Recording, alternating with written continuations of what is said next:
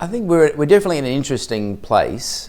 There are a lot of different moving parts. I think broadly the world is heading in the right direction, albeit at a slower pace.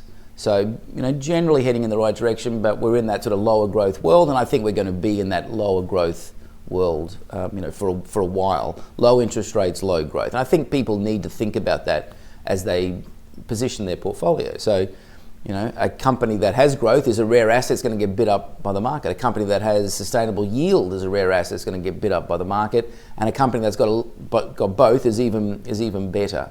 So they're the features I think that will stand out, in this sort of market. I think broadly the market looks actually quite reasonable value. The other thing I'm interested in is at this juncture, we're sort of sitting on about average type multiples. So 15 to 16 times price earnings ratio, about 4.5 to 5% yield, which is over the long term is about Australia's average.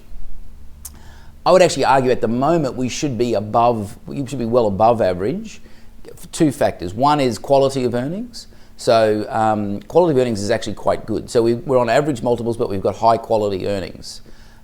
Interest rates are low. Low interest rates should mean high price earnings ratios, but we're on average. So you've got a couple of fundamentals that are underpinning the market at the moment.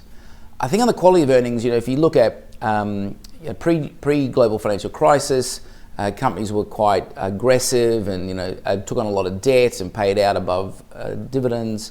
As we went through the GFC, which was a near-death experience for a lot of companies, they went from the aggressive to the conservative. So took down debt levels, started paying dividends out of operating cash flow, became conservative in their own valuations, became conservative in their own accounting techniques. So we moved from what would be considered low quality earnings to high quality earnings. So we've stayed in that high quality earnings phase. We've got low debt levels. That doesn't get captured in a price earnings ratio. And we've got low debt. So for the same price earnings ratio, you'd much rather a company with low debt than with high debt, but that doesn't get reflected in the overall market. So I think there's some definitely very attractive, a couple of key underpinnings of the market.